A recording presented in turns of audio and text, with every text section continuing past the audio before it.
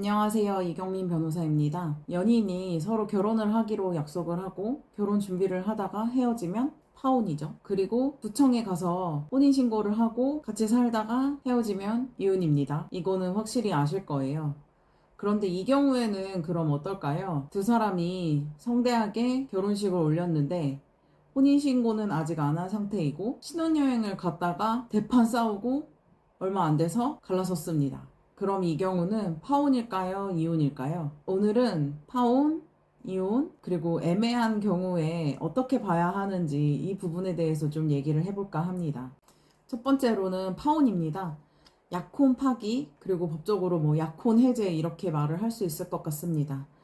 이 경우에는 결혼을 준비하다가 헤어지는 것이기 때문에 법적인 서류상의 기록이 남지는 않습니다. 이혼남, 이혼녀 이런 것도 당연히 아니고요. 하지만 법조문에서는 약혼 해제에 대해서 규정을 하고 있습니다. 그래서 약혼 해제 사유 그리고 그에 따른 손해배상 책임 이런 부분을 기재를 하고 있기 때문에 일방이 갑작스럽게 약혼을 파기를 하거나 뭐 바람을 피웠다거나 이런 경우에는 손해배상 책임이 있고 경우에 따라서 정신적인 손해배상 그러니까 위자료도 물어줘야 될 경우가 있습니다. 두 번째로는 사실혼 파기입니다. 법적으로 혼인신고는 안 했지만 실질적으로 혼인 생활을 유지를 했다.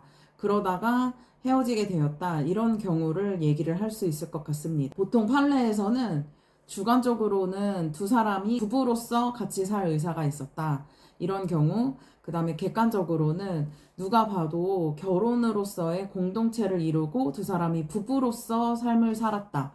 이렇게 보이는 경우에 사실혼이라고 인정을 합니다. 앞서 말씀드린 결혼식을 올리고 신혼여행을 다녀와서 며칠 아주 짧게 같이 살다가 헤어진 경우, 이 경우에도 사실혼 파기라고 볼 수 있습니다. 대법원 판례에서 파혼이라고 보기에는 약혼을 이미 넘어선 단계 그렇게 보고 있고요. 그렇지만 또 실질적으로 혼인 공동체로서의 성립이 완전하게 되지는 않았다 이렇게 보고 있어요. 보통 이혼을 할 때는 결혼식을 준비할 때 과정상에 발생한 손해를 서로 책임지게 하지는 않습니다. 그러니까 재산 분할을 하는 것이지 결혼식 비용 이런 거에 대한 손해배상을 하지는 않는데요. 아직 결혼 공동체로서 완전하게 성립이 되지 않았다. 이렇게 보기 때문에 그 손해배상의 요소에 결혼 준비 과정에 있었던 것들을 예외적으로 비용을 포함을 해 주는 것이죠. 그래서 파혼이라고 보기에는 그 이상이지만 일반적인 이혼이라고 보기에는 조금은 모자라는 부분이 있습니다. 그렇지만 확실한 건 결혼 관계가 아무것도 없었다? 이렇게 볼 수는 없는 것이지요. 마지막 세 번째는 법률상 이혼입니다.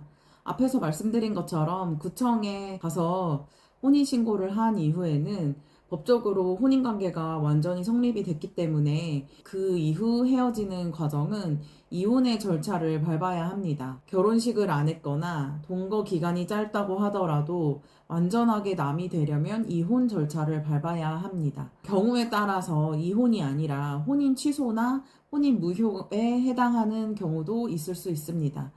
이 부분도 약혼 해제처럼 민법에서 혼인 취소, 혼인 무효에 대한 사유를 정하고 있습니다. 이 부분은 추후에 더 자세히 말씀드리겠습니다. 파혼, 사실혼, 이혼 한번 정리를 해보겠습니다. 식장에 들어가기 전에 결혼을 약속한 상태로 결혼을 준비하다가 헤어지는 건 파혼입니다.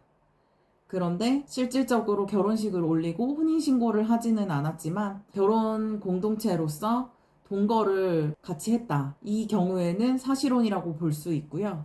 다만 앞서 말씀드린 사례처럼 혼인 기간이 아주 짧았다면 그 경우에는 사실혼의 파기이지만 예외적으로 재산 분할이 아니라 약혼 해제에 따른 손해배상 등을 예외적으로 청구를 할 수가 있습니다. 또 이혼은 혼인신고 이후 헤어지는 경우를 이혼이라고 합니다. 지금 우리는 도대체 어떤 단계인가, 어떤 법적 절차를 밟아야 하고 아니면 아무것도 하지 않았을 때 상대방에서 혹시 어떠한 조치를 취해올 위험이 있다.